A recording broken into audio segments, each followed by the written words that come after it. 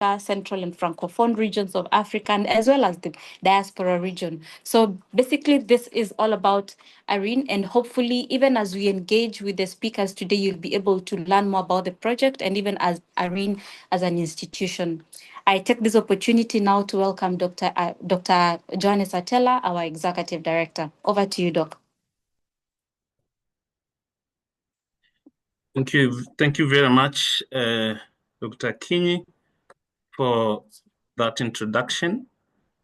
I also want to take this opportunity on behalf of the ARIN network to welcome all our partners, stakeholders, and collaborators who have joined us today in this timely discussion focusing on sharing or disseminating some of the insights that have emerged from a study that we have been pursuing, looking at the effectiveness of adaptation interventions in East Africa. I want to recognize the presence of our funder, that's the FCDO, the Foreign Commonwealth Development Office, through their East Africa Research and Innovation Hub, which is again well represented here by the key experts from from there. We want to take this opportunity to highlight the fact that the issues we are dealing with and climate change are not issues that are simple. They're very complex and they require combined and collective efforts to be able to tackle them. We need everybody on board, from funders to researchers to policymakers, so that there is a value chain of action from evidence to be proved, how that evidence is used to inform policy, to inform planning, and also to inform implementation. And therefore, I want to say that as the Africa Research and Impact Network, we are very passionate about moving the R&D or research and development debate in Africa from where it is to the next level, in the sense that we are focusing on ways or pathways that could really enhance utility, uptake, and impact of research evidence that is generated from different African contexts.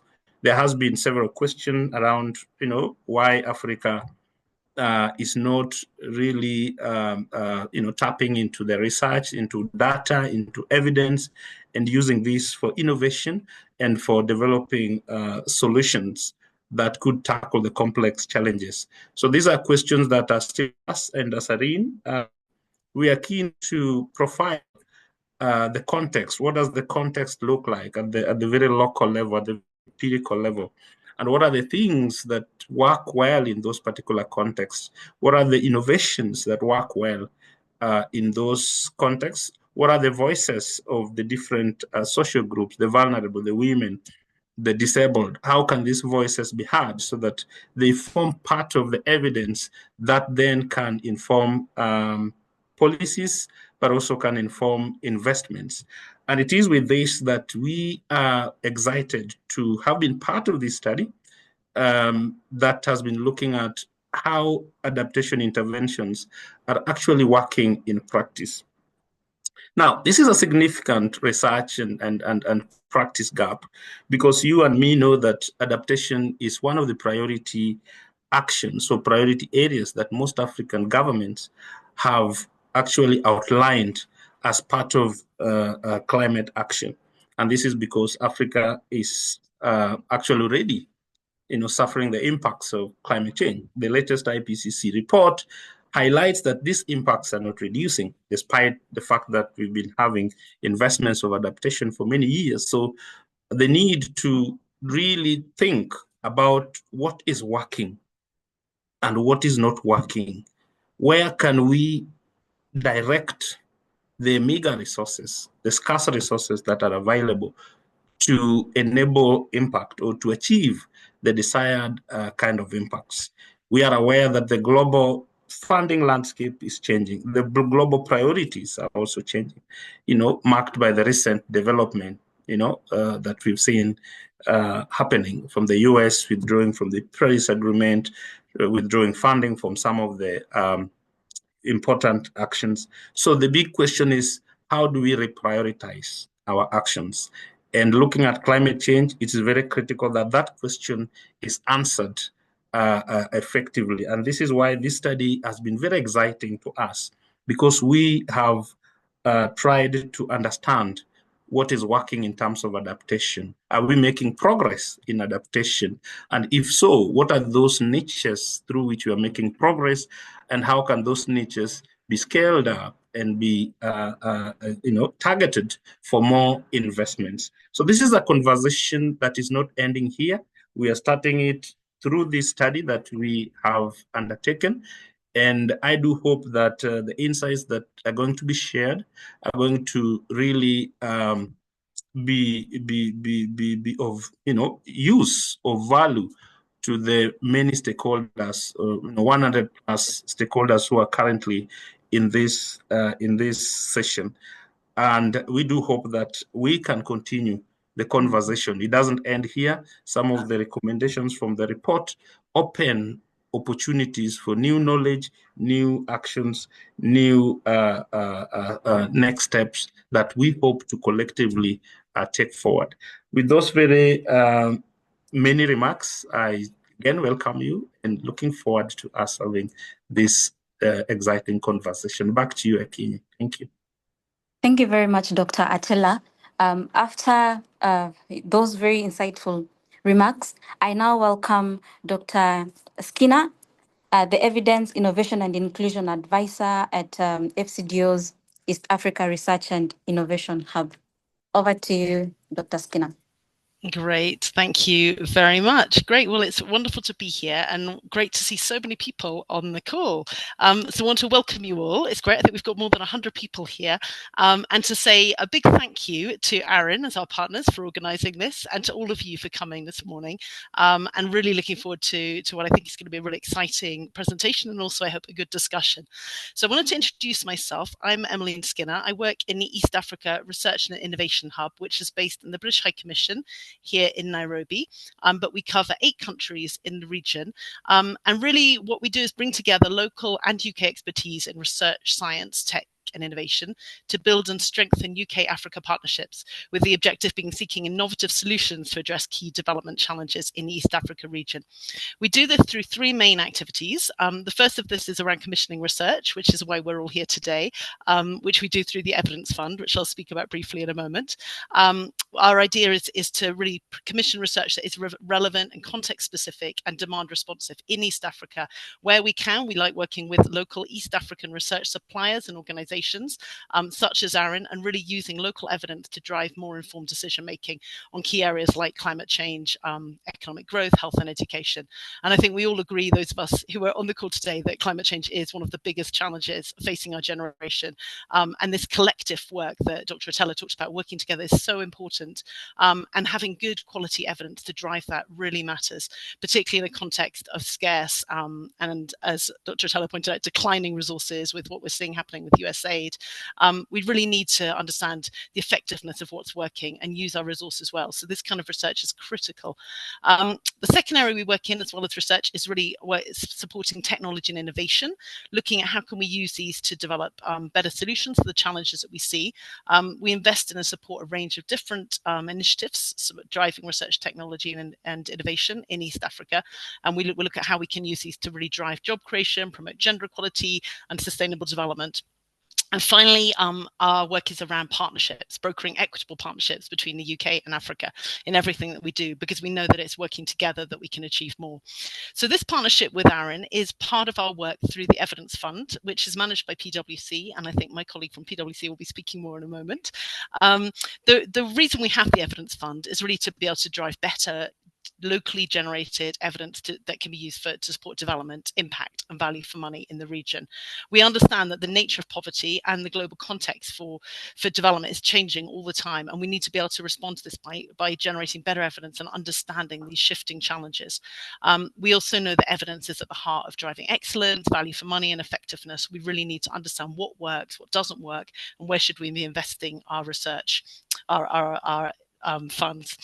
And finally, we really see the value of kind of building better equitable partnerships with research partners here in East Africa and using that evidence to drive change. So while the Evidence Fund is demand driven from inside FCDO, we have advisors such as our partners, climate advisors, who came up with this research question and really wanted to develop evidence on what can we do, where should the UK and FCDO be investing for adaptation. We think this is also really important as a public good and to stimulate dialogue, collaboration, and to do events like today where we bring people together around this evidence. The uptake and dissemination is absolutely critical, which is why, you know, bringing us together today, hearing about it, talking about it, seeing how you can use it and what the relevance of this for you is really key. So I just want to finish by saying thank you really to the researchers who did this work, to Aaron for doing a great job on coordinating and bringing all of us together, and to all of you for being here today. And we really want to hear your feedback on this. We really want to hear how this is useful to you, what you can do with this, and really look at how we can take this forward for more collaboration around climate change in the future. With that, I will pass back. Thank you. Thank you very much, Dr. Skinner. And I now take this opportunity to welcome Ms. Daisy Ondimo. Ms. Daisy is a manager at PricewaterhouseCoopers and based here in Kenya. So over to you, Ms. Ondimo.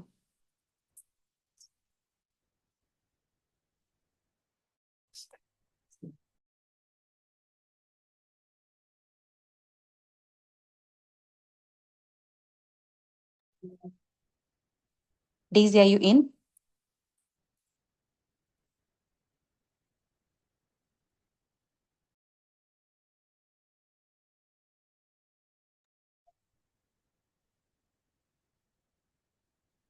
Daisy?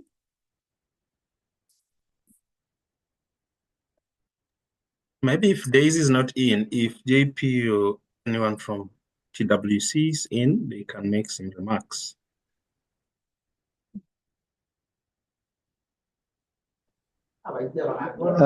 Thank you, Johannes and team from ARIN. My name is Ochieng Odero.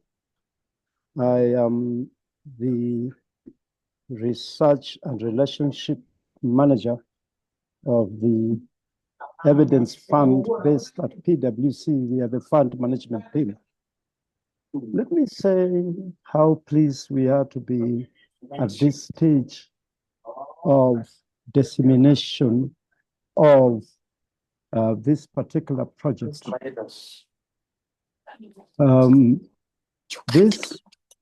This project was actually commissioned around October 2023, and we have gone through the full cycle of ensuring its implementation, getting the final report, and of course, now the policy brief. There has been an overwhelming interest in the outcome of this work, both because it's going to inform FCDO, as Emmeline has said, but also it is also reflecting on priorities of the East African countries that were part and parcel of the study. So really, we are looking forward to hearing what are the outputs, what are the recommendations, what are the policy opportunities, and where can we leverage to make sure that this work has a foothold in shaping our direction. So it's really a pleasure, and congratulations to Irene, Johannes, and your team for an excellent job done. Thank you very much. Thank you very much, JPR. And with those very insightful remarks, I now want to ask us this question: what are really the expectations that you as an attendee of this webinar is having from this session? What are your expectations? What do you hope to achieve from this expectation? And I've as well shared the same on the chat box. Hopefully we're all going to be able to engage in this very insightful webinar. Next, I want to now take this opportunity to welcome the project implementers. And here we're going to have some of the study insights that we have prepared for you. And I want to welcome Dr. Johannes Atela, who was the PI of this project. Dr. Maria Nantongo was the co-PI. And Dr. Humphrey Agevi, who was the project's postdoc fellow. And also Mr. Washington Kanyangi, who was the project's researcher. With those, I now hand it over to Dr. Atela once again. Thank you.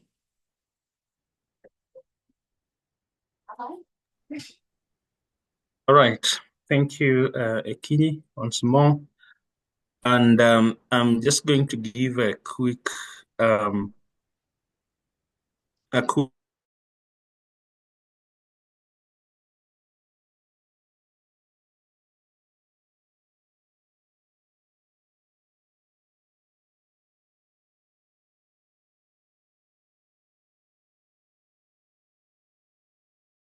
sort of, bring their thoughts on the various issues, including what are your biggest expectations from this session. We want to hear what are you struggling with, and we want also to hear, as Emmeline put it, we want to know how useful this work is for you, and most importantly, how can we move forward, or how can we work together in making this work more impactful. And Dr. Kini, it would be good to give a few people some opportunity to raise their voice around this. Again, as I go through this, I wish to encourage participants to just continue introducing themselves also in the chat area, even as they write their expectations, your name, where you come from, and what are your biggest expectations this particular time. We have a team of experts who are collecting those thoughts, and we will use them in the engagement. Now, onto the background of the study, I do think that this is a challenge that we don't need to spend much time emphasizing. It is well known that climate change is the biggest challenge in the world today, affecting several sectors, affecting development plans, and affecting livelihoods and well-being of people across the world. And of course, Africa, as evidence has shown, is the most affected by this particular impact. Now, East Africa remains highly vulnerable, as you can see in this particular graph. Compared to other African regions, you see that East Africa is actually second lowest after Central Africa in terms of the adaptive capacity, meaning the ability to respond to the impacts that are already being experienced. So this indicates that adaptation in East Africa is key, but not just adaptation, effective adaptation. We can have adaptation. Yes, there are many adaptations, but is it effective? Is it responding to the vulnerabilities that are being experienced at particular contextual spaces? Is it responding to the vulnerabilities that are being experienced by the different, social groups and people who are actually making our community live today? Of course, policy has prioritized adaptation, if I said this in my opening remarks. And if you look at the national adaptation plans, the NDCs, adaptation is a priority action. And most African governments, in the negotiations at the UNFCCC, there has been a very critical pursuit and clear stressing that Africa needs adaptation. Africa needs adaptation technologies. Africa needs adaptation financing. Africa needs adaptation voices, to be heard at that particular policy level. And so it is something that is critical, even as we have this discussion, alongside other challenges that we know the world is facing. It's critical and is going to still remain critical. as I said, it's not just about adapting to those challenges. It's a question of effectiveness. How effective are the investments that have been put? Of course, investments are not enough. There's still a huge gap in terms of the amount of funds required to support adaptation in Africa or in East Africa, even in our own countries. But with the mega resources that have been invested, the interventions, the technologies that have been brought effective in addressing the vulnerabilities that are being experienced. We know there is this concept or this idea around locally led adaptation, which is now looking at empowering local communities to be more active in leading adaptation actions, ideas, but also being able to receive technologies and funding for that matter. But to what extent are these interventions called locally led adaptation really locally led, owned by the people, owned by the local people, and bringing the kind of impacts that are needed? We see a lot of interventions that are still top down. We call them locally led adaptation, but they're actually locally implemented adaptation. So there's a difference between locally led and locally implemented. And that is a question that the community that is working on locally led adaptation, including you as part of this conversation, is trying to answer or respond to. And therefore, it is critical that we look for this evidence, and it's critical that we provide knowledge that can guide investors, policymakers, on which areas to direct their investments and, of course, decisions. So this graph simply shows the African countries in terms of their adaptive capacity. And what you can see here is that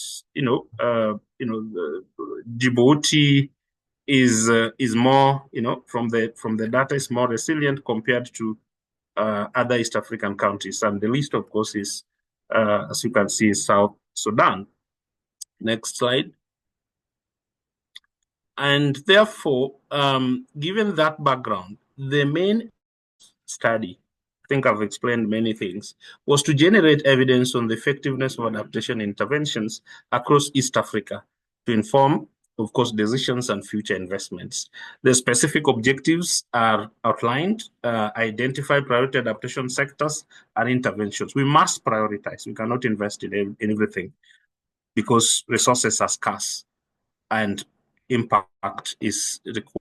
We needed to understand the factors influencing the adoption of different interventions. Yes, there are technologies that have come, but to what extent are these technologies being adopted, or are they, business ventures that are run by, particular powerful actors at the expense of the vulnerable local communities? And finally, we wanted just to understand the landscape of the key actors driving adaptation efforts in East Africa. These aspects are very critical as we speak about Africa's voice, East Africa voices in the global space. We now have a framework called the Global Goal on Adaptation.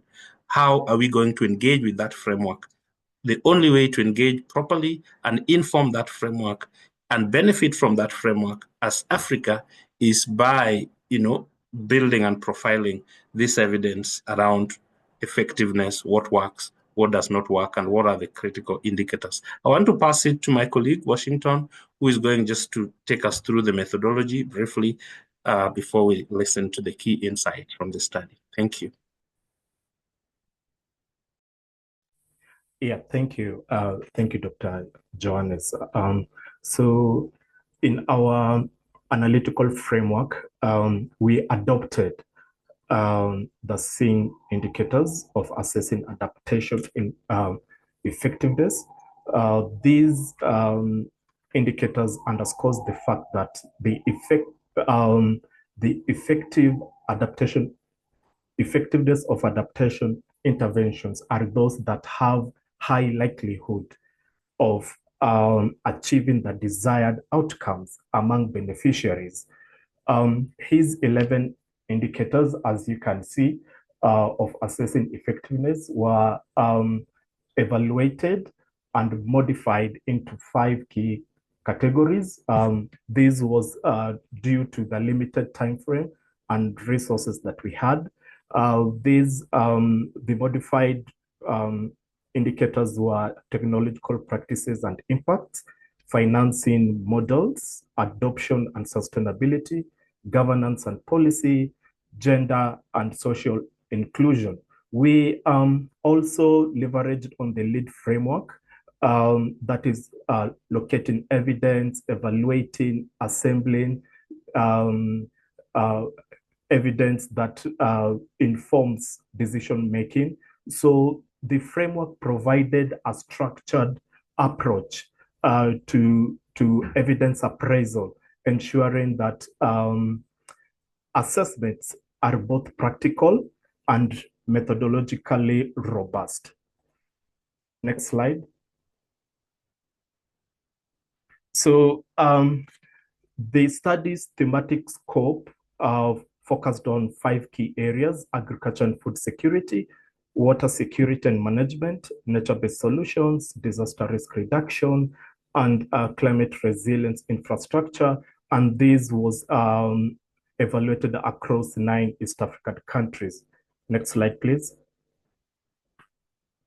So this is our data collection framework. We had it in 3 phases. So phase 1 basically is on inception of the study, where we identified priority areas and refined the methodological approach. Phase 2 was on evidence synthesis, where we conducted a systematic literature review. We also developed a database of adaptation interventions in East Africa, through a mapping exercise. And we leveraged on GIS mapping to visualize this data. This phase further enabled us to identify priority adaptation sectors, the interventions therein, and also to understand the factors that influence the adoption of different interventions. Phase 3 involved empirical research, where we conducted key informant interviews, country focus group discussions, as well as in-depth analysis of case studies. I just want to mention that this phase was critical in filling the evidence gaps from phase 2 by providing empirical data on effectiveness of adaptation interventions. Next slide, please. So to execute the empirical research, we analyzed 7 case studies in 4 East African countries. A selection criteria was designed, so we ensured that the case studies addressed the targeted thematic areas. We opted, for case studies that are in multiple countries, and this provided a unique opportunity for a comparative and effective analysis of the interventions among the case countries. Number 3, the project implementation period, we capped it at 2 years and above. Data availability and accessibility of case studies was critical for this exercise.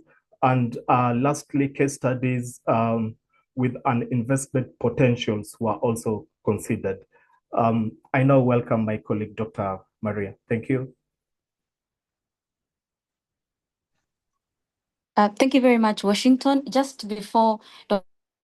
comes in, at the beginning of the session, I asked us to ensure that we are as engaging and interactive as possible. And I asked the question, what your expectations are about this webinar. And so far, we've received a number of responses. And I just wanted to read a few and also invite probably 1 or 2 to ask their questions, because so far we are already receiving questions. And for example, Dr. Skinner here says that she hopes to hear from other key stakeholders working on adaptation in East Africa about how the findings from this research can support their work in this area. There's also Florence, who says that she hopes to learn more on the climate change adaptive measures and learn how to apply in her context. So that's Florence from Caritas Kitui. But then there are a number of questions that have been asked so far, and I'm hoping any speakers that have so far spoken will be able to address either now or as the webinar progresses. And Utsab, I'm hoping that you're able to turn on your camera and ask your question, or even off camera, it's still fine. So because I see you have a number of questions here, maybe if you could just ask them. Sure. Thank you so much for that. Broadly, I'm just very curious to understand innovations and practical, solutions that have been found, how we can have partnerships to implement them. And I think then there are some specific questions around certain innovations, which I'll ask later, but very much interested in understanding each and every person's, objective and priority here, and how we can work together to solve those challenges. Thank you so much. Thank you very much, Utsab, and I'm hoping that the speakers will be able to address some of those questions. And we also have Elifadhili Shaidi, who is also expecting to learn on the trend or state of change, climate change vulnerability, stroke adaptive capacity in East Africa. So among many other expectations. So with that, I'm hoping that we can now segue into the next session. And I now welcome Dr. Agevi to give, I now welcome Dr. Nantongo, sorry, Dr. Agevi will come in after Dr. Nantongo. Nantongo, over to you. Thank you. Thank you, Kinyi, and welcome everybody. So I'll now take you through our results, but our results will be presented in about two parts. And in the first part, I give an overall view of the landscape of adaptation in East Africa. So that's what I'm going to start with now, and then later, we shall be looking at actual effectiveness of the different interventions from the different countries. So, first of all, we try to understand what are those interventions that are prioritized in the policies of the East African countries. So we looked at the NDCs and then the national adaptation plans to see what our countries are thinking or planning to invest in for adaptation. And what you can see in that picture on my right, I don't know if it's on your right on the screen, is their countries, and then the different colored figures there indicate the sectors that we're looking at, or the thematic areas. So, for example, agriculture and food security is in green, water security and management is in red, and the others, as you can see. And what we found is that agriculture and food security features across the policy documents of all countries, and water security as well is a very common one, but it's not, all sectors are not covered equally. So as you can see, the dots in blue, which indicate nature-based solutions, many of the countries are not, they are not highlighting that as a policy priority, apart from Kenya and Uganda. And then you can see gaps as well in other sectors, for example, disaster risk reduction, natural resources, energy, health. So that means that we know climate change to be affecting all sectors, but the policy directions or policy priorities of the different countries may not be covering all the required sectors that would support the countries and communities to adapt to climate change. Let's move to the next slide, please. Yeah, so on this slide, we try to show you where are these interventions, the adaptation interventions, where are they located? And the pins on that map indicate where the interventions are. And as you can see, there are countries which have many pins, and the different colors of the pins are different sectors. As you can see that legend there, the key. But some countries have many interventions, for example, Kenya and Uganda, while other countries like South Sudan, Somalia, the interventions there are a little bit scarce. What does that mean? It means that the adaptation action or adaptation programs are implemented unevenly across the East African countries. And this is partly because of donor priorities. It's partly because of political instability in some of these regions, like South Sudan, of course, and Somalia. But also we know that maybe the databases that we followed might not have captured everything that's happening in these countries. Also, we didn't, although we did empirical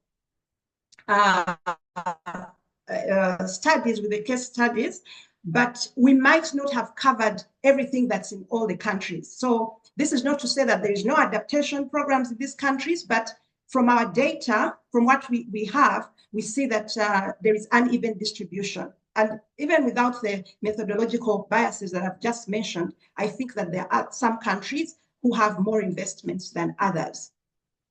Next. Yeah, so here we look at the time frame of these interventions, and we found that most of the projects that we looked at, they range between 1 to 13 years, but majority of them, almost 75%, they have a very short lifespan, which is less than 5 years, 5 or less years.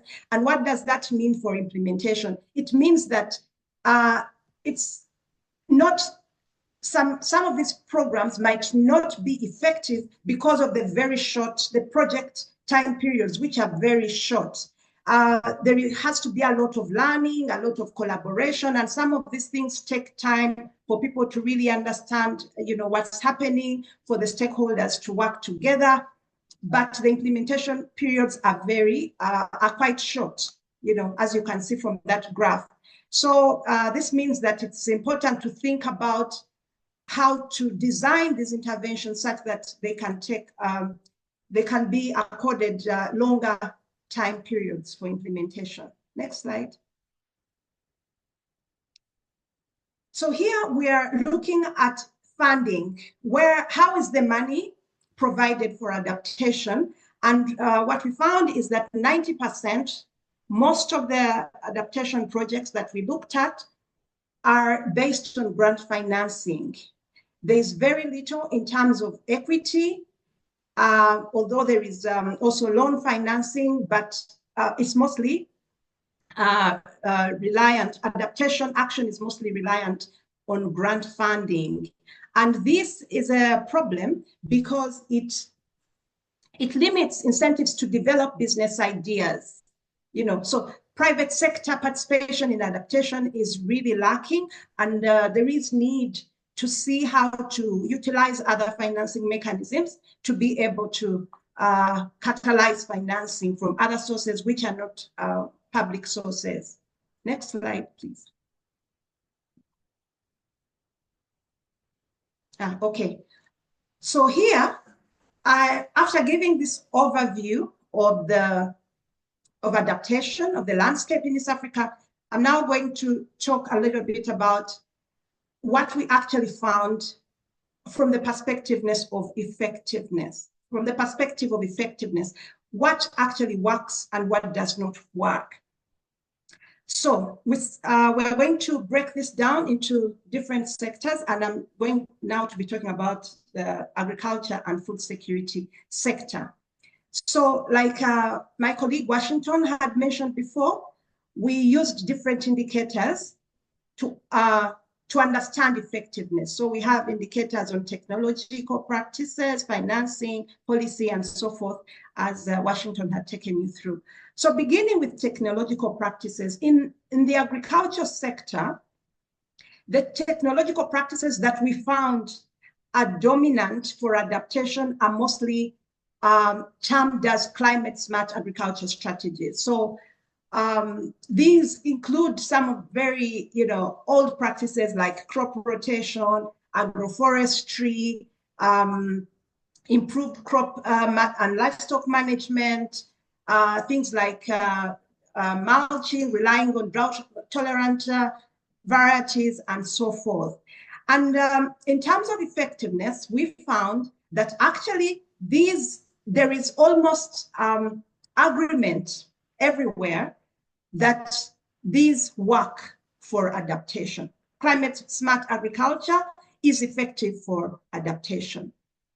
However, most of these practices have not been linked to a business model, so that it's mostly a transfer. For example, most of these projects were delivering these practices as benefits to the communities, and there has not been attached on them an economic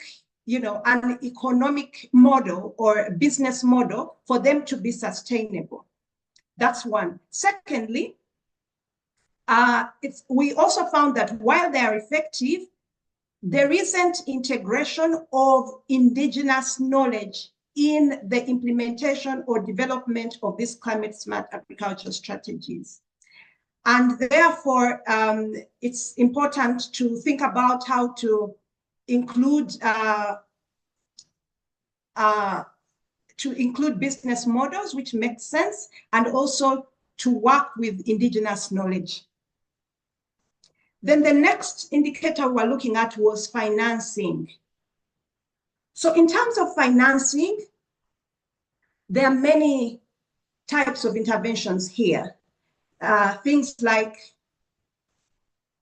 I'm sorry, there's a lot of pop-ups on my screen, so I keep having to close this. But so there are several types of interventions that are being used. For example, I mentioned there whether index crop insurance, restocking, cash transfer systems, like if there is a drought and then communities are supported with just cash, table banking. There is also now devolved financing mechanisms that are beginning to set in, though not very prevalent. So there are, but most of the financing instruments that we found, again, which is also linked to my first point, they are in the model of social safety net systems. So like supporting the communities after a hazard, So in terms of effectiveness, what do we find with these financing interventions? There is, first of all, we can say that there is very little evidence about how well these different financing interventions work. That's one thing. We found that there is a huge gap in the literature in terms of what works and does not work in financing. However, I can say from some of the recent research that I have been working on separately, apart from this project, cash transfer systems, this is just providing people with cash after a problem, after a hazard. These ones have been found to be generally effective. They support people to build resilience. They support people to go through a difficult period. So these are good, but most of the other financing models we do not have much evidence on them. And then we have policy and governance. Policy and governance, it's a similar issue with financing. we do not have much evidence on it, although we find that there is a lot of support for it in the different East African countries. Next slide, please.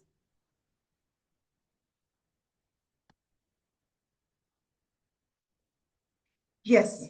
Then in terms of adoption and sustainability, we found that community ownership and ensuring that interventions are affordable is a very important enabler for adoption of the technologies that I have already talked about. But in addition to, it's important to ensure public participation, of course, to encourage co-ownership, for example, through these community project committees. And then, of course, the sensitization and awareness, capacity building, basically, around the technologies. And then finally, in terms of gender equality and social inclusion, most of the projects, they include this aspect, but it's important, we found,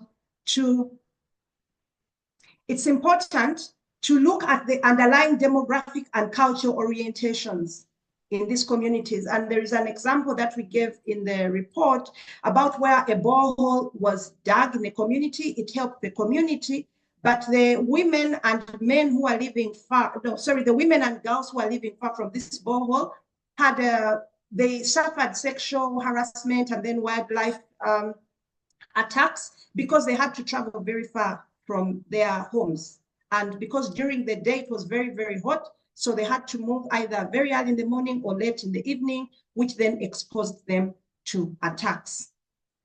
So, Akinyi, I think that's the end of my part. We can move on to the next speaker. Thank you very much, Dr. Nantongo. Even as we usher in Dr. Agevi, I just wanted to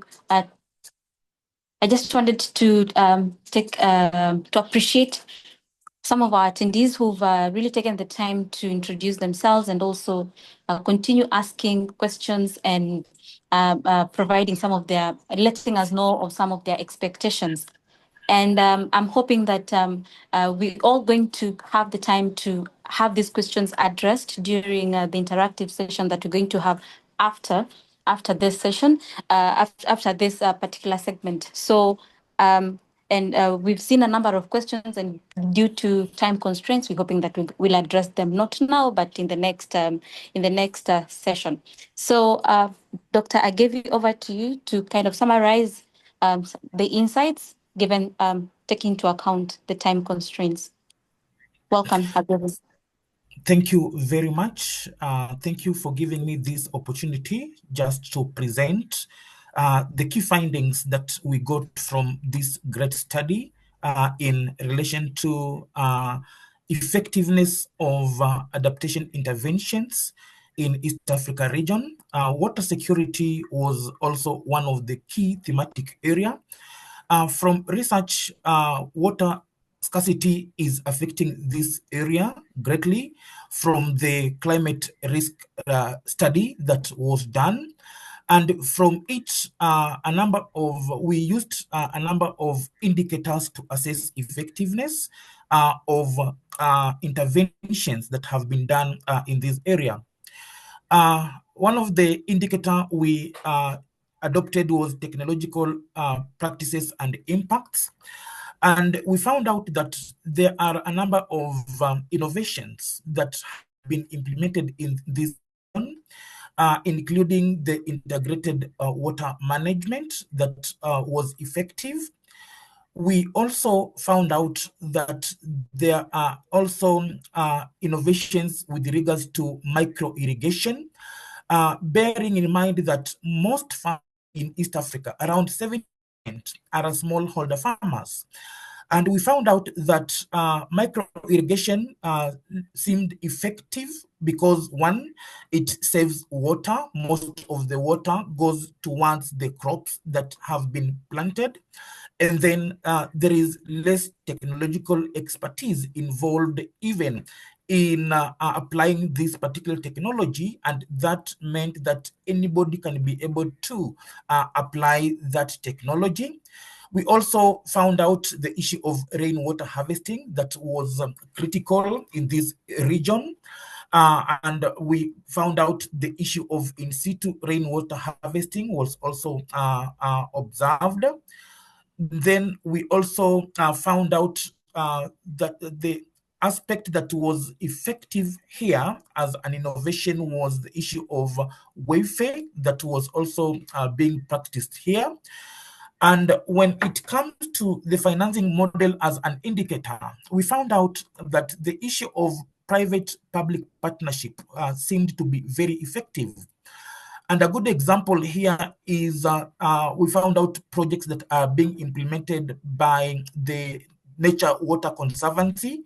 They're investing in water funds, which ensures that then the upstream people are protecting the environment to ensure that the people downstream are getting clean and quality water.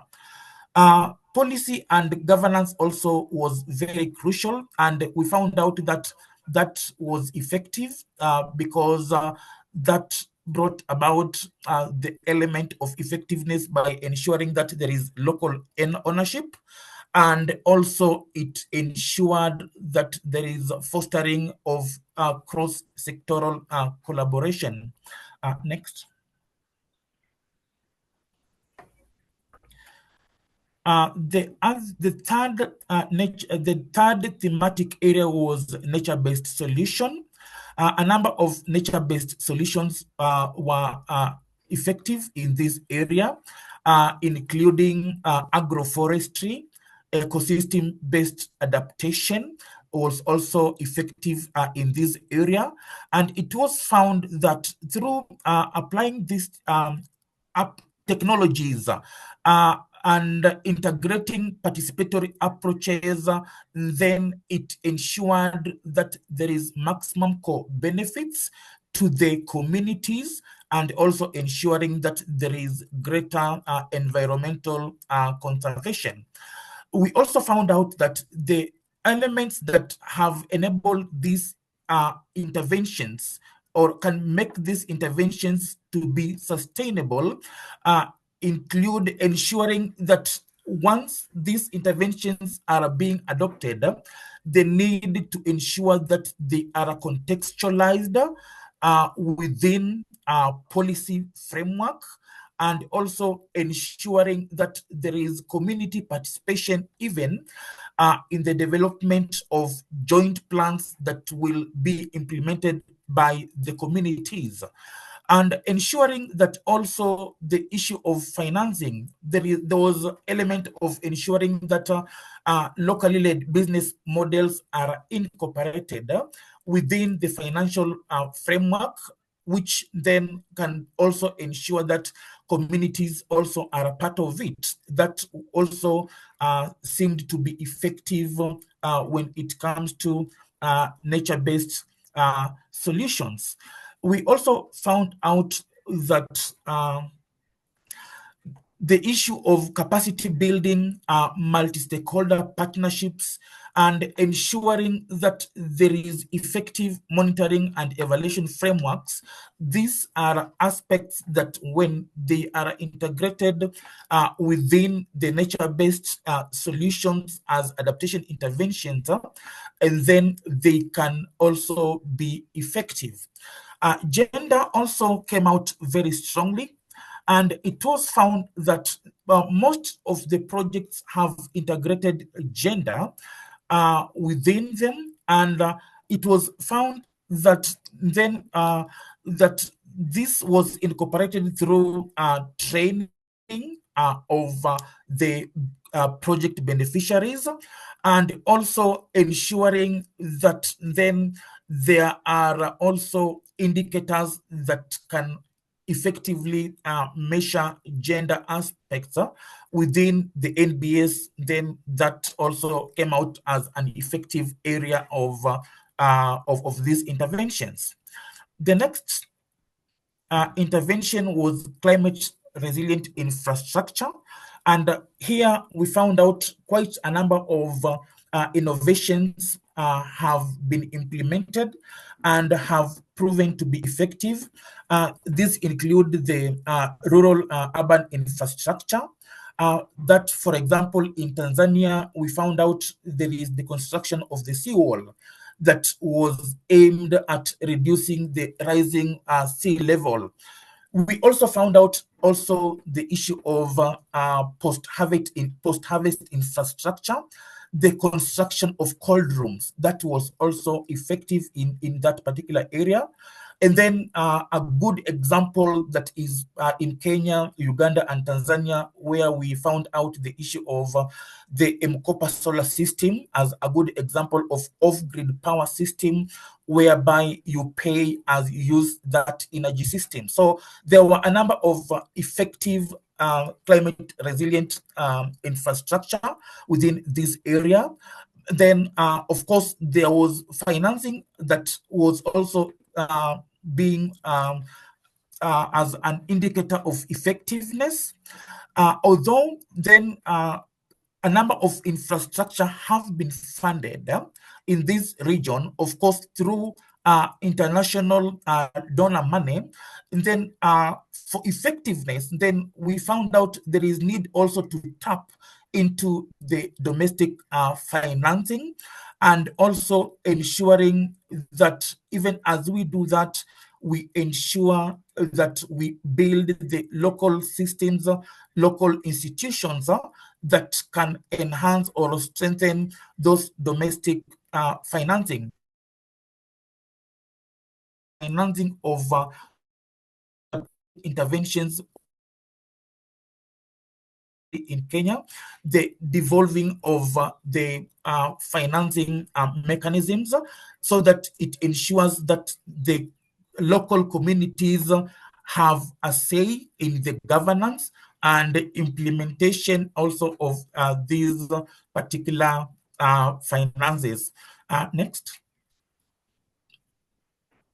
The next intervention thematic area. Yeah, the last thematic area was disaster risk reduction. Quite a number of innovations also have been implemented, and public participation also came in very strongly as a way of ensuring that then these interventions have been funded effectively.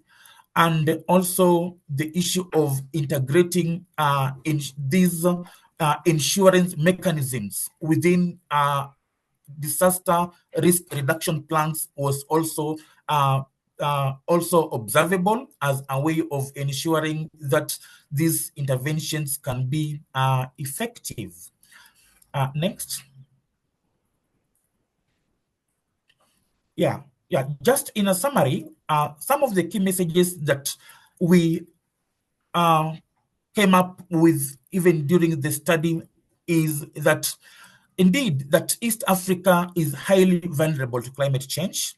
Of course, this is because of the low adaptive capacity and overdependence on these climate sensitive sectors.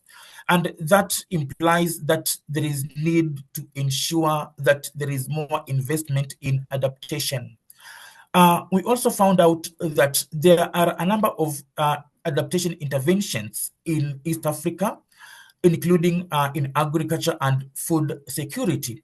But we found out that these interventions are evenly distributed, and especially with less of these interventions being done in the fragile states. We also found out that there is need to integrate WIFE within adaptation interventions because they are effective and they build resilience across interconnected sectors, that is including water, food, and other sectors. And then the issue of also ensuring that social and economic impacts also are incorporated in the adaptation interventions will enable these interventions also build the resilience of communities and ensuring that the vulnerable communities also are taken care of during intervention in East Africa.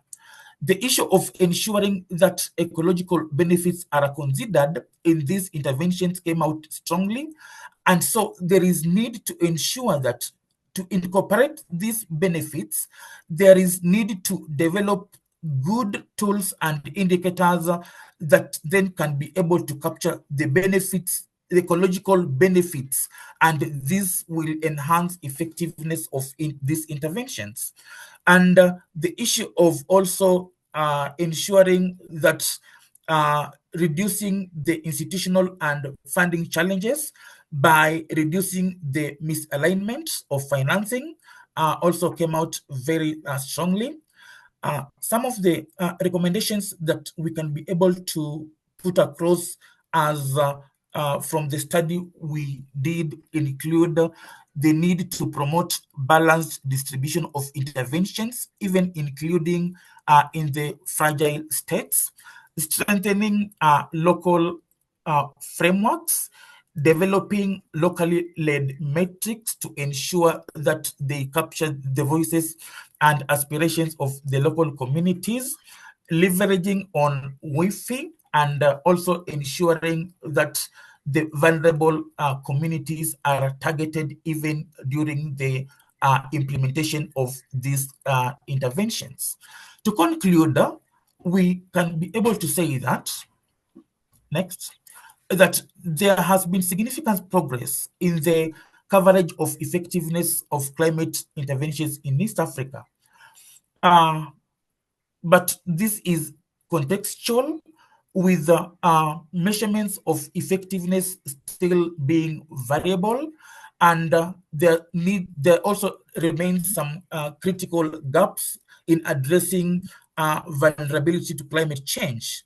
So there is need to ensure that we come up with well-targeted community-driven interventions, and these interventions will ensure that there is local leadership. They will also improve capacity of the communities.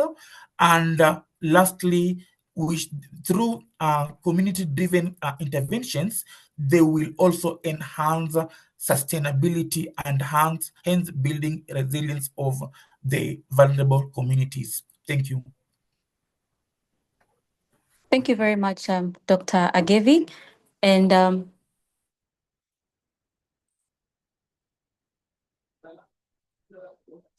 right, thank you very much, Dr. Agevi.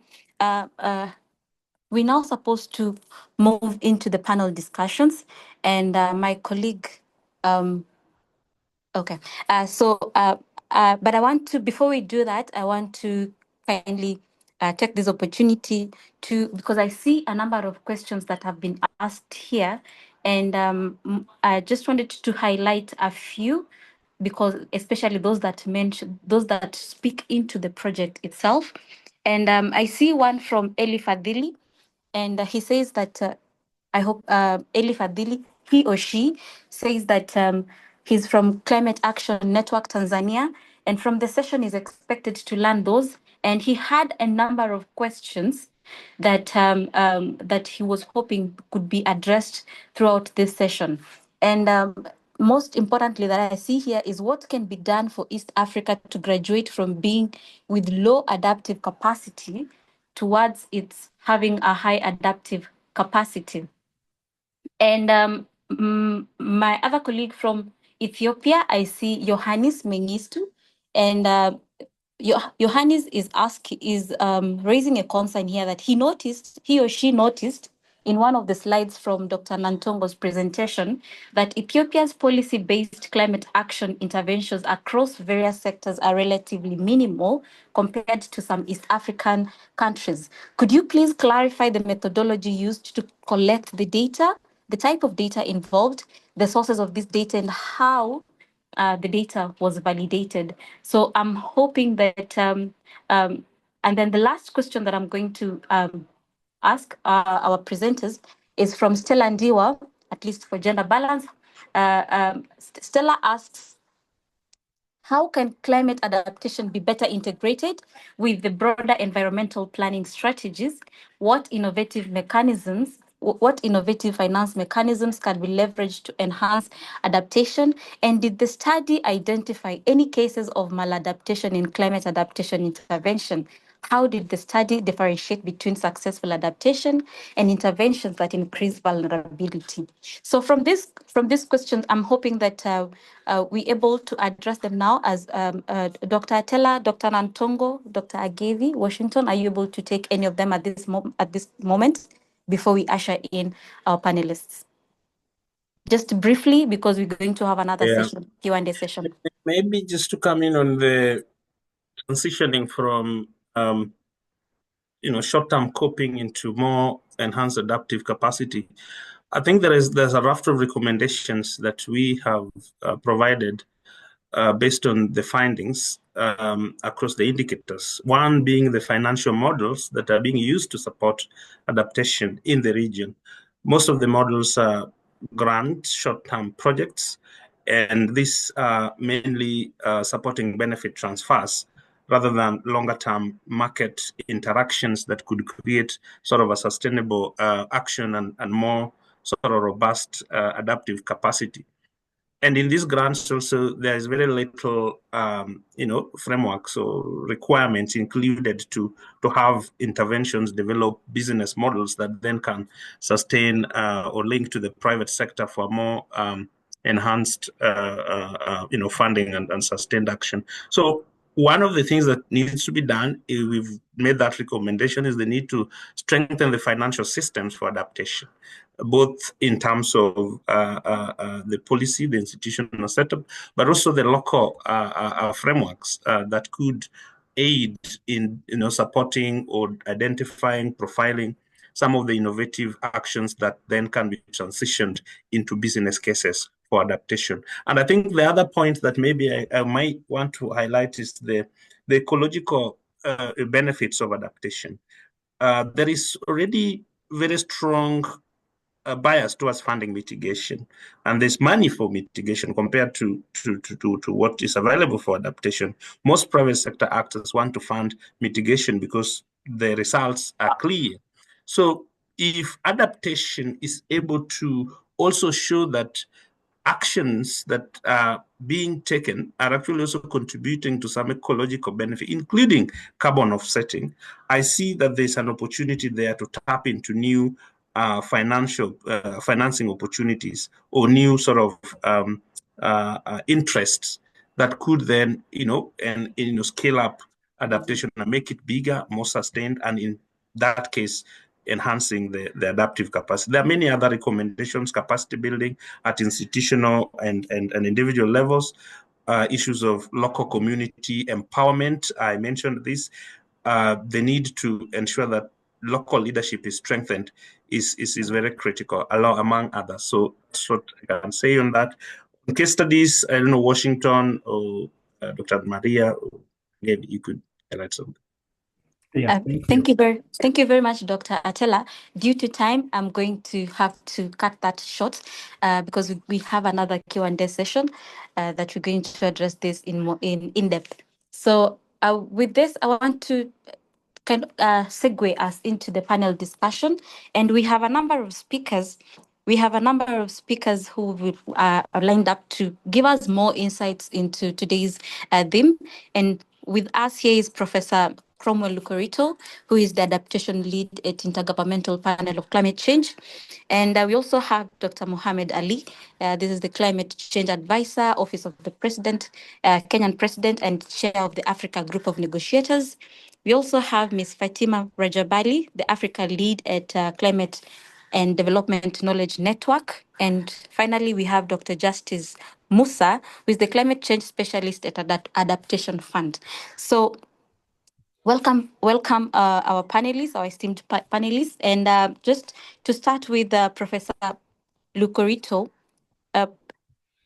how do the findings of this study align or add value to the objectives of the IPCC's 7th Assessment Report, Working Group 2 on Impact, Adaptation and Vulnerability?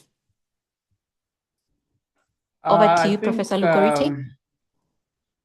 Yeah, I see a lot of modification on my screen. I cannot see my other things. They are disappearing. Otherwise, thank you very much, colleagues, wherever you are. Yeah, this is a very interesting study to start with. I must appreciate Aaron and partners for putting up this very, very timely kind of thoughts around the issue of adaptation.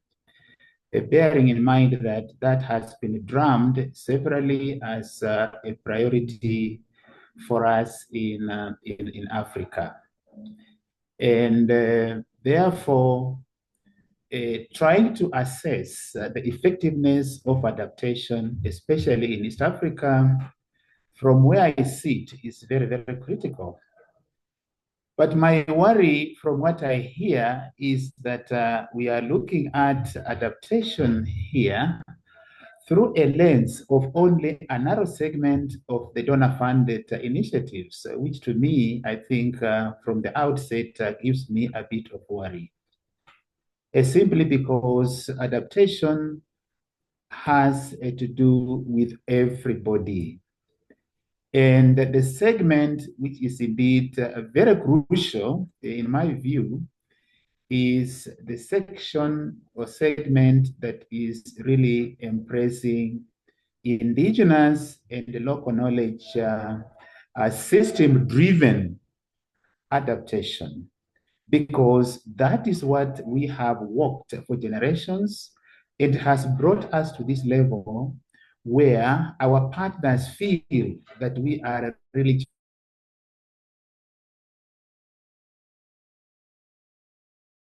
very much here. And secondly, I would want to say that the topic raises a lot of interest for us, especially in the IPCC, because we are in a 7th assessment cycle where we are focusing very much around the issue of an assessment cycle that delivers knowledge products that are fit for the purpose. Which purpose here? Implementation of climate action that will support adaptation and resilience building. Be it at developmental stage, we want to look at those interventions which will double up with the mitigation you are talking up under the low emissions and climate resilient development, to also provide a window for sustainable development that could enhance our adaptive capacities, as you are saying, going forward. So this cycle is anchored around knowledge product synthesis that are going to support implementation, actions at the lowest level where the impact is actually getting felt. So the work aligns very well with our IPCC aspirations in this particular cycle, especially in the main area of availing the knowledge products I've said to all, but also trying to zero in on the adaptation issues when we are also collectively, other than the main assessment report, going to look at the issue of updating and revising the 1994 technical guidelines on climate change impacts and adaptation. How are we going to update those those technical guidelines? This is really going to be a platform that we are going to prove what we have here. Yes, in terms of the methodology that are really sound, the metrics that are indeed sound, the indicators that are really sound, to help us even make a self-assessment of the progress we are making or we have been making with regard to the adaptation. Why am I underlining this? Adaptation is not an event. Adaptation is indeed a process. It is an evolutionary process whereby even project interventions are only meant to come in to augment, to bridge the gaps, which of course the traditional, the indigenous practices could not be able to tackle the climate risk, which is of course not static also. It is evolving with time, meaning it's requiring continuous adjustments going forward. And therefore, I want to laud the project, but still throw a challenge back. But in the manner in which the project has been summarized to us, I'm not seeing a lot of clarity, especially with regard to the very direct pointers in terms of the metrics, in terms of the indicators that were actually used to track effectiveness. Secondly, there is no clarity, and we need to be very clear here on the scoping, the comprehensiveness of this assessment. Because if some segments were left out, then the usability of this particular information, like in our scientific process, which is supposed to be sound methodologically, then raises a problem with regard to uncertainty of usability of the findings here. Thirdly, it's also interesting when we read from the topic, effectiveness. Can we really have as key messages standing out issues on what exactly is effective in the context of East Africa and how? Because we want to use this information both for further research. We want to use this information also to inform policies, yeah, either formulation or reviews and so on.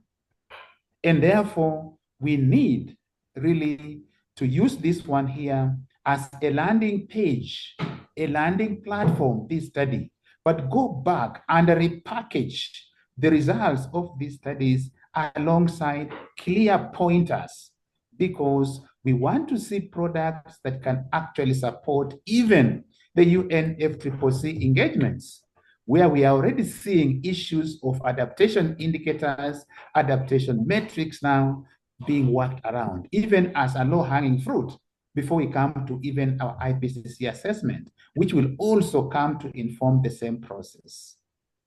So colleagues, I want to end there by just saying it's an interesting study, but I believe the project people have been a bit conservative in releasing a lot of information to us. Let me hope that the report, the project report, has all of these elements I'm trying to pop into, and we go back and repackage them and document, because it is only around knowledge products, colleagues, nothing short of that, that forms the basis of evidence, which we can now use in certain platforms to push our agenda, to push our case. We are not doing it for fun. We are doing it to lay a sound basis upon which East Africa, upon which Africa can replicate the same and push its agenda in terms of desire for knowledge products from the IPCC and also agreements and support from the UNFCCC. That is very, very critical. And as I finish, adaptation is indeed the most complex of the climate actions. That let us not take it for granted, because it is easier for us to say we are prioritizing. Yeah, it is the most complex, requiring very, very specific, tailored knowledge products for every step. And yet, it requires simple or simplistic solutions. The moment we bring in sophistication, we miss out on adaptation. So knowledge products, therefore, such as the ones coming from this study, then become fundamental for us. And how we craft the study, to me, is very important, because the report is giving us what they set out to do. How I wish a similar a process like this one was actually called for at the inception stage, so that we can be able to be as comprehensive, we can be able to be as elaborate, we can be able to be as inclusive as possible across divides, technical or otherwise, so that we optimize the use of the scarce resources that we have to get maximum benefit out of it. Thank you very much, moderator. Thank you very much, Professor Lucorito. And we take note of the key insights that we've gotten from your remarks, and most importantly, on the usability of the study, and the other aspect that of the threshold of effectiveness, especially in the context of East Africa. We take note of that, and hopefully the PI and the co-PI will be able to address these concerns in the next segment. So I welcome Dr. Mohammed Ali. Dr. Mohammed Ali is the chair of Africa Group of Negotiators and also the climate change advisor at the Office of the President of Kenya.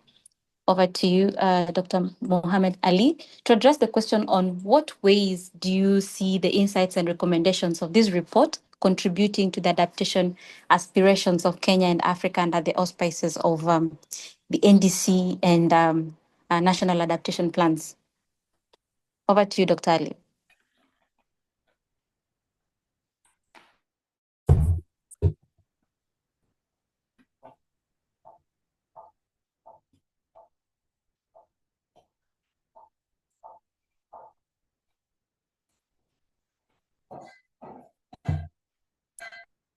Even as we wait for Dr. Forth, we have on board Dr. Rajabali, and she's the Africa lead climate. She's the Africa lead at the Climate and Development Knowledge Network. And Dr. Rajabali is here to address the question on what ways does this study enhance the evolution of adaptation actions to the local communities, and how can the insights support various devolved climate change programs such as FLOCA. Over to you, Dr. Rajabali. Good morning, good afternoon, and thank you so much for inviting me to engage in. It's been excellent to kind of be listening in and to be kind of taking in all the reflections that have been shared. I would like to share a few insights based on the learning that is emerging from the Climate and Development Knowledge Network, which is called CDKN. I lead the Africa work. It is led by South-South-North based in South Africa. I sit in Nairobi, Kenya. So this study's insights and findings enhances the devolution of adaptation actions to local communities in a number of different ways. And I thought I'd kind of just go through some of the different components that I was reflecting on as I was reading your policy brief. Firstly, it underscores the importance of involving local communities in adaptation planning and implementation, and for recognizing the importance of placing decision-making power in the hands of local communities rather than just on devolved institutions delivering programmatic work, which I think we've seen historically quite a lot of. So, for example, in a recent study undertaken by CDKN Kenya program in partnership with the Adaptation Consortium, a longitudinal study assessed 10+ year locally led investments in 5 Kenyan arid and semi-arid counties.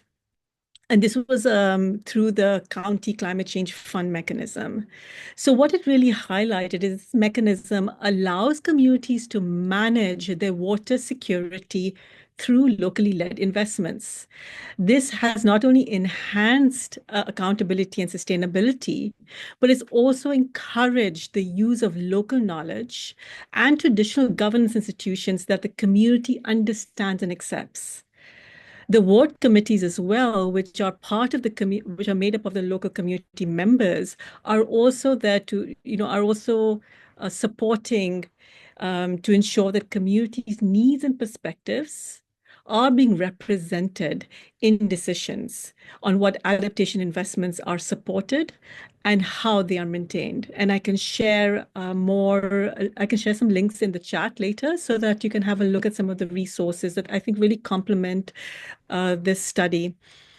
My second point is on the evidence that well-targeted interventions addressing the needs of marginalized and vulnerable groups enhance local adaptation efforts.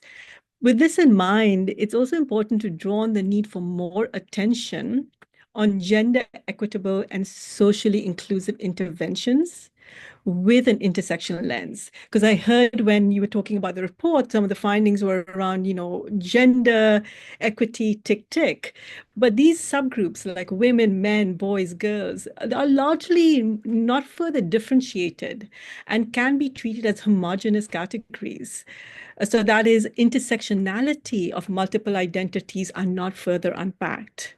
So there's much we need to do collectively to better understand what we mean by GESI and what it means to meaningfully integrate relevant approaches, keeping in mind the local socioeconomic and cultural contexts.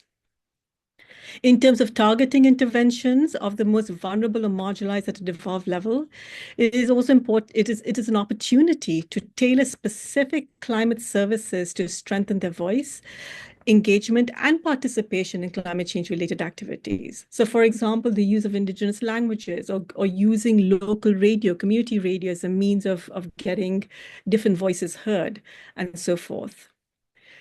I could agree more with Professor Lucarito with regards to the role of indigenous knowledge in adaptation strategies and advocating for its integration with modern technologies for locally relevant solutions.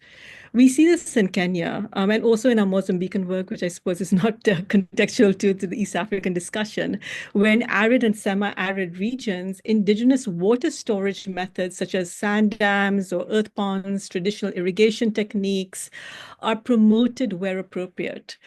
Another example is in South Sudan. We are working with a local organization where local community members are mapping efforts of where traditional flood zones are in specific localities and using satellite mapping tools as a way to better understand land use planning and adaptation measures.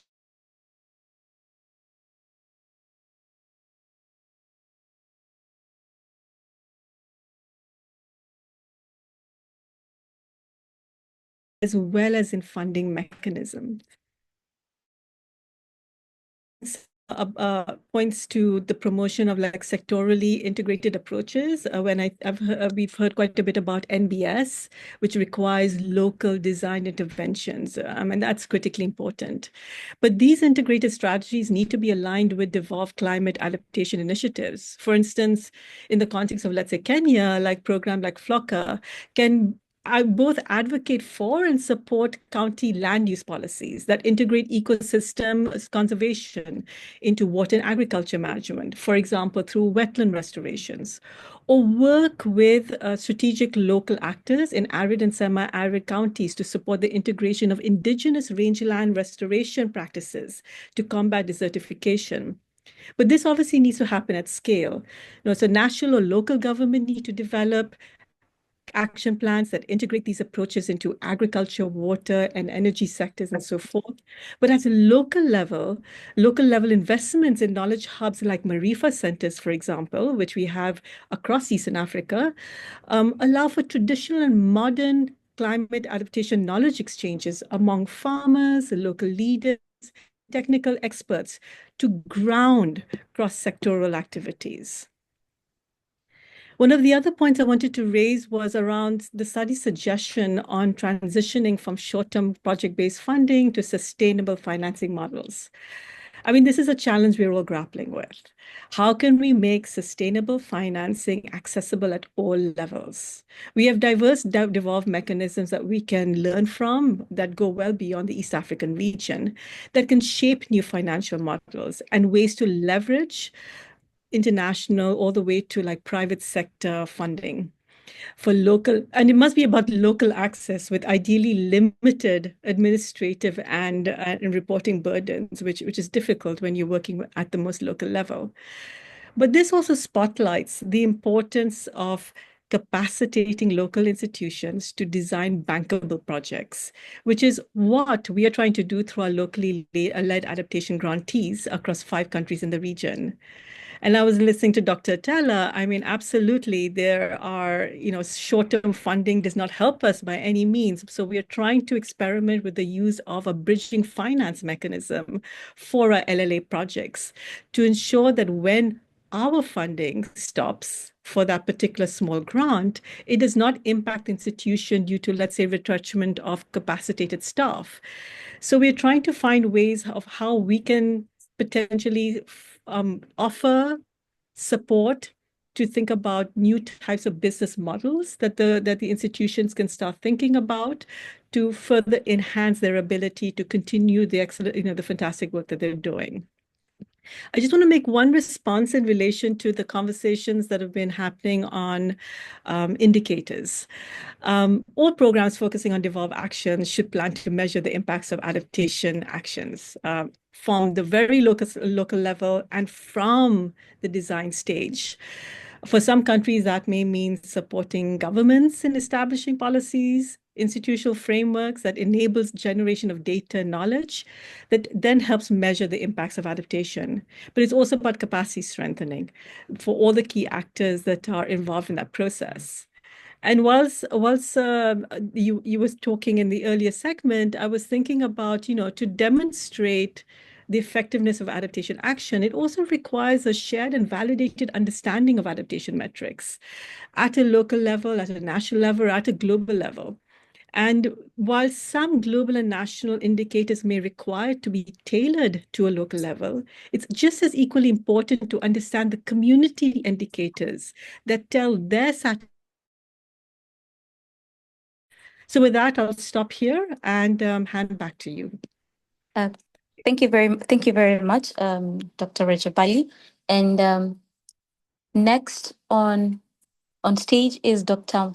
Justice Musa, who is the climate change specialist at the Adaptation Fund. And Dr. Musa is to answer the question from the study, what potential areas do you find relevant for the Adaptation Fund, current and future funding strategies? Dr. Musa, over to you. Maybe as a summary in the next 2 or 3 minutes, maybe.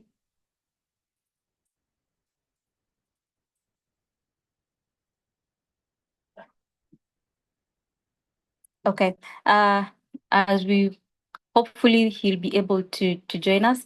But in the meantime, now I want us to now move into the next session, which is now the plenary, where we are able to now address some of the key issues that you have raised as our target audience for this dissemination workshop. And I'm just going to mention a few so that and then hope that those who have very pressing comments or concerns will be able to raise their hands. We'll give maybe 2 or 3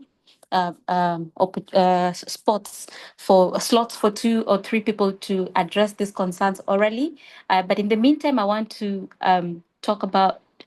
address Marie Raria's comment here, which says, this is quite insightful presentation. The question remains, on the basis of future climate change uncertainties and complexities, what actions can be done now and in future to plan and adapt to climate change? I suggest that Irene team develop a 10-minute video which aims at assisting local communities in understanding and implementing climate adaptation in the short term, coping, and the long term, such as financial models, etc. And that's Marie Rarea from I said. There's also the question that I saw from Manasi, Manasi asked, while the broad findings of the project are so accurately captured and resonate well, however, the locally led metrics, socioeconomic adaptation strategies, especially health strategies, can be made more specific. PI, Dr. Atela, provide exemplars and their assessment. Commercial, social, economic, and political determinants could be given more attention. Please take note of that, Dr. Atela. And Florence asks this question: what are the most found factors that limit countries from effectively from effective adaptation? And the other question was, what evidences this research explored and discovered on maladaptation, synergies, trade-offs, and adaptation limitation?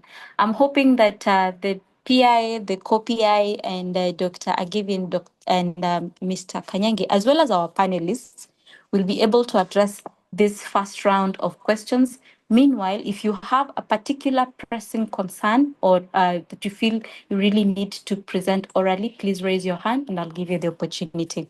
Dr. Atela, please take it up. Yeah, no, thank you. Thank you. I guess as we can hear from most of the comments, both from the participants and the panelists, adaptation effectiveness in a complex system like East Africa is a very dynamic and complex sort of issue to because of a number of reasons. One, there are no many studies that have looked at how effective intervention are. Actually, this should be one of those first foundational studies that is actually assessing the landscape more broadly and perhaps pointing to some of the areas that could be given attention. So it's also a subjective matter. If you talk about effectiveness, the questions around effective for who and why and those kind of concerns. So it is an area that needs a lot of work, and I would really want to encourage participants, because this conversation and the questions that are coming are really very critical. I want to encourage, including the IPCC lead, Corito. You've been part of this study. You've given inputs to it. And it would be really great to see what is IPCC seeing as effective in terms of adaptation. What are the issues that have come from the latest or the last IPCC report around adaptation, and what is working and what is not working? So those are areas that we still need a lot of conversations around and to be able to progress. The question of Marie is great. I think those are good recommendations, so I won't dwell deep into it. We need to strengthen local systems. That's the most important thing to enhance effectiveness at the local level. That is, if we are talking about effectiveness at that local level where implementation is happening. We need to enhance the capacity of the local communities to even understand what adaptation means, what local-led adaptation means, what are the opportunities, the technologies that they can adopt. We need to strengthen the local financial systems and framework, because at the moment, even if you take $1 billion and put it in a community, let's say in Vihiga County or in Kisumu County or in Murang'a County, to what extent are they able to absorb that? To what extent are they able to design actions that can really bring value for money for that? So there is need to enhance those local systems. So I do agree fully, and we can continue with that conversation. In terms of locally led metrics, I think that's spot on. We are currently working on a project that is working with local farmers to co-create indicators. We talk about adaptation for the people. The big question is, do we know what the local communities want to see as part of their resilience aspirations? There are no indicators to show really whether progress is being made for the people. There are indicators that show that progress is being made for the project.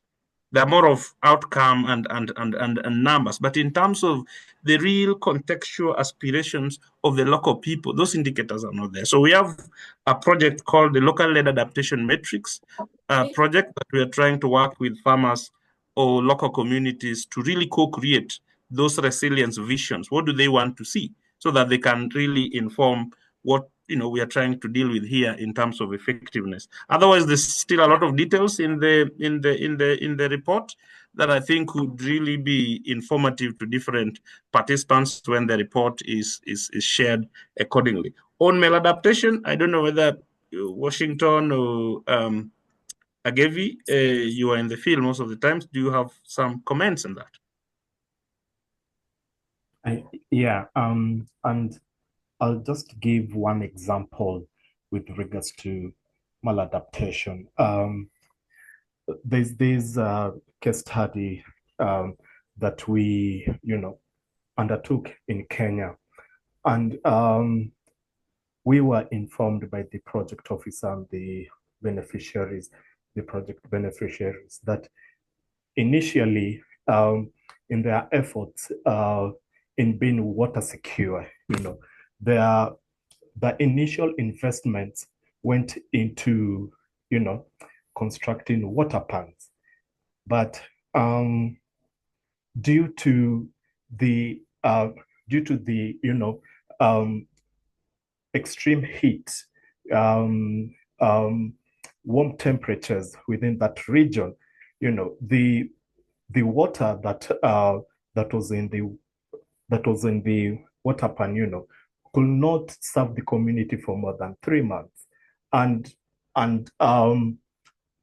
that is where there was a turnaround into aligning, investments into constructing solar-powered boreholes, and the solar-powered boreholes actually has built resilience within that community in such a way that it has enhanced their food security, their food nutrition, especially the children, and that is a takeaway home that while conceptualizing adaptation interventions, in respective regions, we should, think through the whole impact chain. Yeah, thank you. Thank you very much, Washington. And I see we have several hands up. And first, let me welcome Sami Odolot. I hope I pronounced your name well. Sami Odolot, over to you. Please take it up.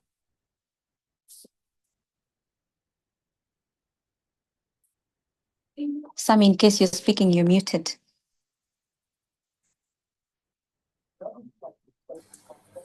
Can you hear me now? Yes, go ahead. Okay. Thank you very much, and thank you for the opportunity to ask a question specifically. I think for me, this topic is relevant because I'm a student of international relations, and so any study, and I'm currently focusing on issues related to climate change adaptation. I want to go to the specific reference from where Professor Locareto tried to speak to some of the existence of indigenous knowledge and indigenous adaptation mechanisms, because listening to the presentation, it tended to come across majorly as something that is more driven by non-state actors and also coming in from the top down. And to me, I would really want to hear either from one of the panelists the intersection of climate change adaptation and the elements of peace and security, given the fact that the context in which we are operating in, especially the East African, I was waiting to hear things around maybe the semi-arid areas and also issues around the Karamoja cluster, which sort of like looks at the harsh climatic conditions, but also we have challenges of peace and security, the porous borders and the movement because of pasture and the proliferation of small arms and light weapons. Do we have any studies? Do we have any mechanisms or initiatives that speak to such contexts, either in Uganda, from the Karamoja region, also I had, I think, Professor Jabari speak from Kenyan side, but seems like much of the examples we're getting from the panelists speak more to Kenya. Do we have anything specific to Uganda that speaks to that? Thank you. Thank you very much, Sami, and sorry. Thank you very much, Sami. And I want to shoot that question to either Professor Lucarito or Dr. Rajabali. One of you can take it up, please. All right, thank you. Let me jump in because my hand was up at some point on some other issue and join the two. I think the question around effectiveness of adaptation will actually be platform upon which the last question can be answered. Because if we really understood the framework of adaptation, which then must be informed by a thorough knowledge of the climate risk that is impacting on the region, then we can actually see whether the climate risk is indeed localized or whether it is indeed cascading across sectors as well as across boundaries.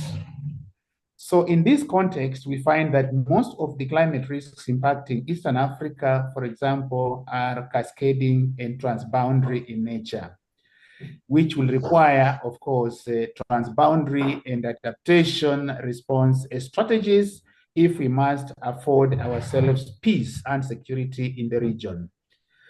Population is, of course, getting forced out of their natural locales into other inhabited places of access of natural resources, water, food, as well as even pasture, and that becomes the precursor of these particular issues. I am aware of some study that's going on within the Karamoja, the Eastern Equatoria and Southern Sudan. We see the Ethiopian side, etc., the Kenyan side, the Turkana, and so on. And I believe at the conclusion of that particular study, we are likely to have quite a lot of insight of whose adaptation measures must now be looked at from a regional lens, but not individual country perspectives, because these communities, by the way, you may come to realize that they are one. They were only separated by country boundaries, and they used to have traditionally their adaptation strategies, which were indeed facilitated. But we now have imposed barriers across our national borders, and that's why we are now talking about insecurity, regional or state fragilities or even instabilities. And that's why I'm really underscoring this study, and I'm urging AREN to still not say they are now disseminating and they're moving out. I think we need to get back again and talk to our partners to see if they can inject in more resources so that we can still try to address some of these issues we are raising.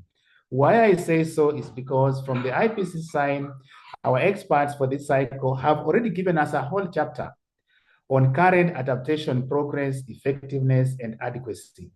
You see, very, very targeted. And that gives us a window under the AREN leadership to still delve deeper into the work that has been done so far and even deliver what we need to do.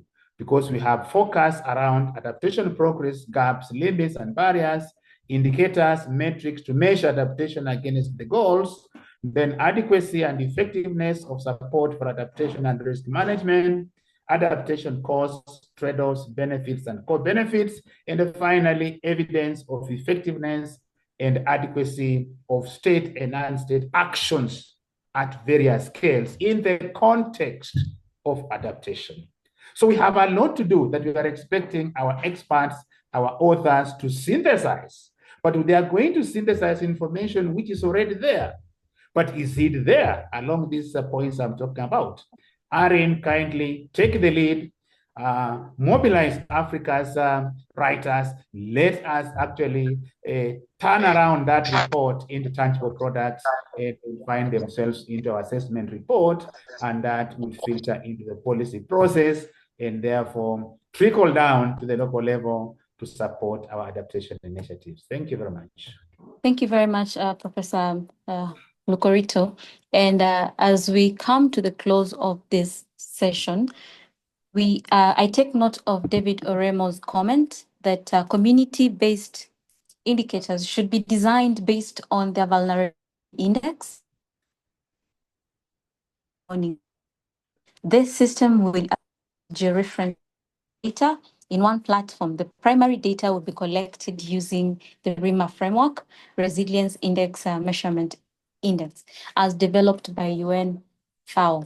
So, colleagues, as we transition from this session to the closing session, I invite Dr. Atela to kindly give the closing remarks because 4 minutes, top of the hour. And hopefully, I'm hoping that from this session, we've been able to learn a lot, very insightful remarks, and we've been able to draw some of the recommendations that you've been able to give. And from this, we're going to further improve on the report and finally take it up for sorry about that. Over to you, Dr. Atela.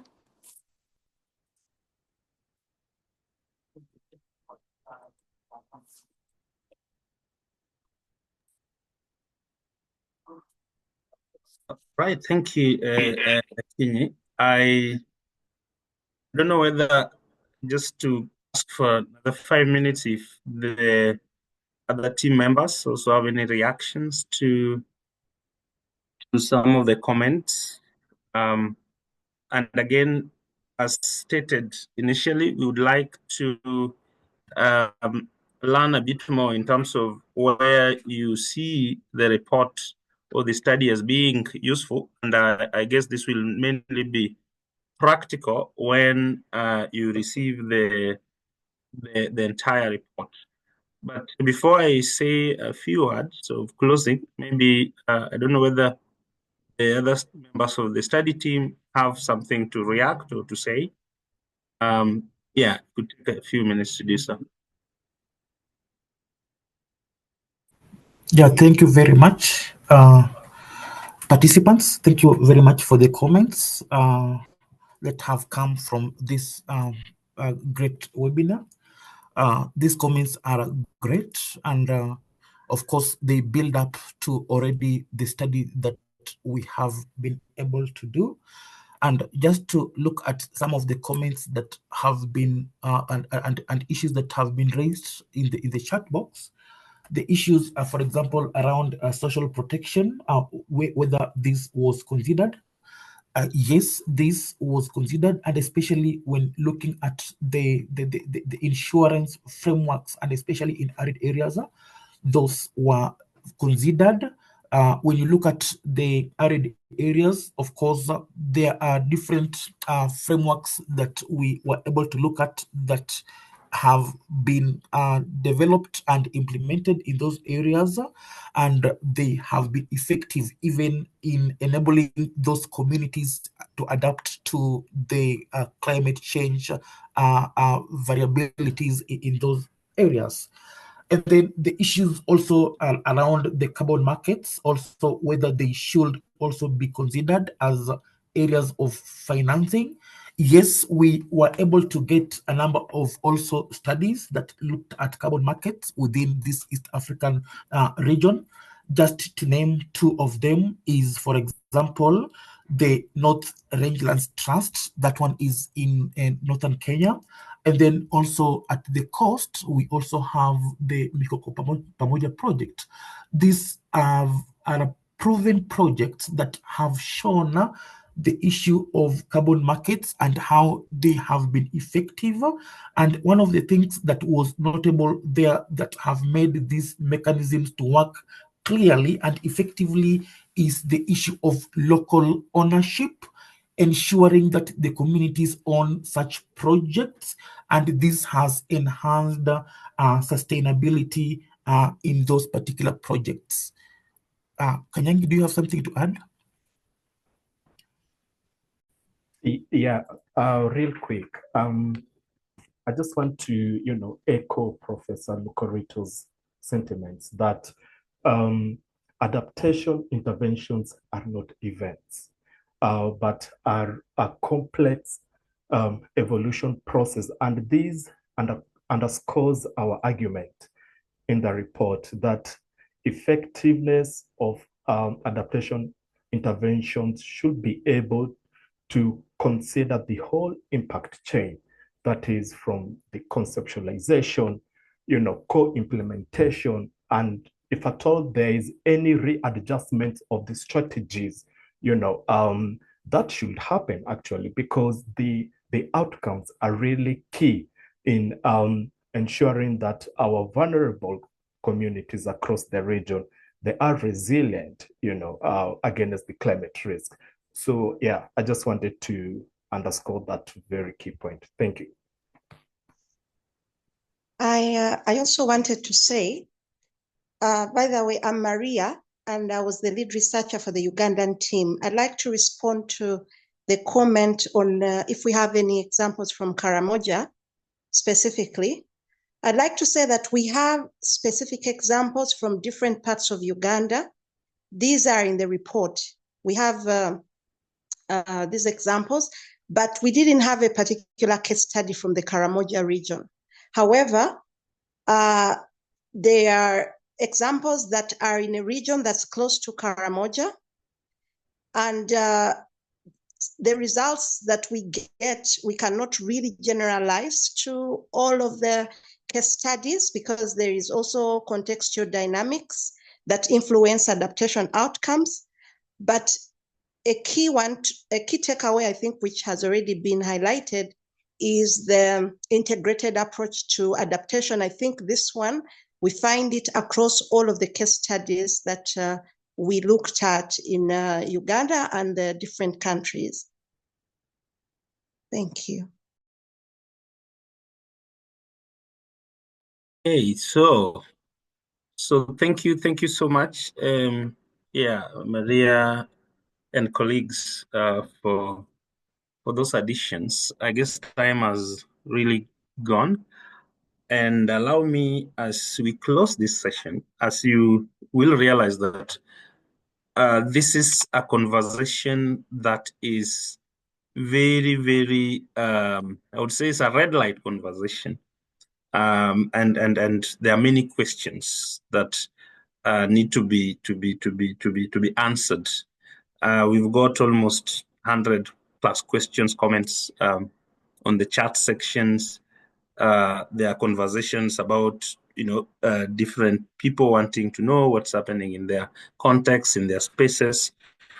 There are conversations around people wanting to know how specific opportunities, examples to be pursued, and there are conversations or issues or comments around how do you link this to the broader landscape, how useful this is to the broader scientific leadership under the IPCC. So all this, I think, underscores that the fact that looking at effectiveness of adaptation is a very topical area to give attention in research, but also in policy. And this is important because then there is a big struggle with different stakeholders trying to understand where should they plug in. It is our sincere hope that this particular study, the abstract that has been provided in the presentation, but also the details in the report, will be able to provide a learning platform or a learning space where different stakeholders are able to really identify their niche. One of the most important things to mention is that the report is relatively exploratory in the sense that it covers a number of thematic areas, a number of issues, a number of indicators. And for you to do that in details require quite some time and resources. So what this report offers is to provoke us further in terms of thinking about what direction should we take, where should we invest our resources in terms of evidence generation. Where do we need more evidence, which is really promising? Where are the areas that are promising in terms of investments, and how can those areas be developed further? So again, I want to emphasize that it is really my hope that the different trajectories through which the report can be useful will be taken also into account. I also want to recognize all the comments and questions. There are some which I think are really critical, and we will be able to quickly integrate within the scope of the report. The ones that are not within the scope of the study, we'll actually put them together and make a recommendation to the to the funder and researchers to be able to pursue them accordingly. Nonetheless, I want to conclude by saying that as Africa Research and Impact Network, and as Professor Lucorito has given us that challenge, we will be building a lot on the report to really convene key actors, key experts and researchers in the space to be able to move the discussion forward and be able to really go into more details of what is fundamental and what is critical for Africa or East Africa and Africa as a whole to look into. We are currently leading the State of Africa Adaptation Report for 2025. And again, this I will talk. So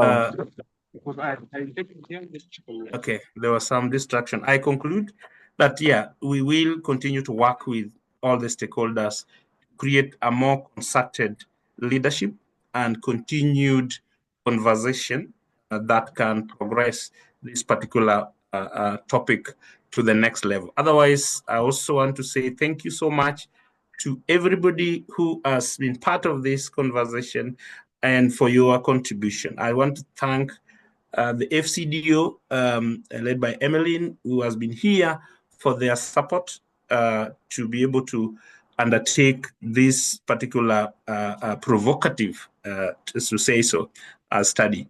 We look forward to continuing working with you to be able to really bring thought leadership and provoke our thinkings into the transformative agenda that Africa needs with regards to, of course, climate change and many other development areas. And Emmeline, I can see you. I don't know whether you can say a few words as we close the session. Great. No, well, I realize we're coming to the end of the hour. I just want to thank everyone. I mean, it's great to see that we still have 100 people on the line 2 hours after starting. And I think that is testament to just how interesting and engaging this has been. I want to thank all our speakers. It's been really valuable. And I feel this meeting has been good, not just to kind of pat us on the back and go, well done, but actually to challenge and say, how can we make this more relevant, more useful? What would be good? And I think lots of lessons for us as FCDO to take away, and for Aaron, and really to make this as practical a piece of research that really can feed into policy making and decisive action on climate adaptation. So I just want to thank you all for staying on the line and for all your amazing comments, questions, feedback. This has been fantastic. And, we were weighing up the pros and cons of doing a virtual versus an in-person meeting, but I love the fact we've got people from across the continent, and so many of you dialing in from places near and far. So thank you. And yeah, thank you, Dr. Atala, all the brilliant team at Aaron, and look forward to seeing how we now take this feedback to strengthen and improve this report and really make sure that we can build on it to drive change in East Africa. Thank you all. Thank you so much, Emmeline, and thank you, everybody. Have a good morning, good afternoon, or good evening, depending on where you come from. And we look forward to engaging with you again. The next step will be we'll finalize the report and share Before we leave with you as I give back the microphone to Akinyi. Akinyi, back to you. I think I'm done with my part. Thank you so much.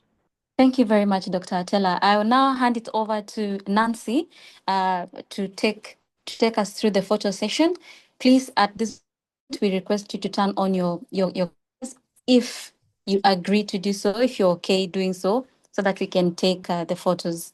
Nancy, over to you. Just let us know what to do and when you're done.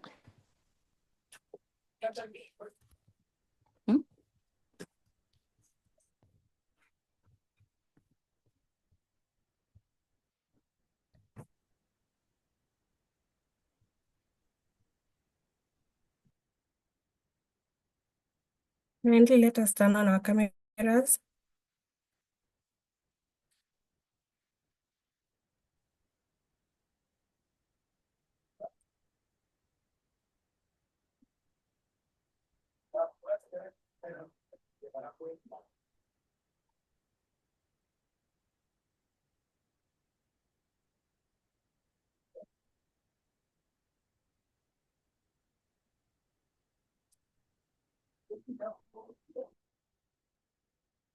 Just a few more shots.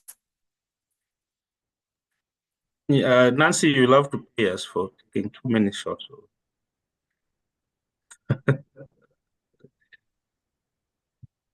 Okay. Guess you have a good sample size. Yes, just 1 more minute. Okay. I'm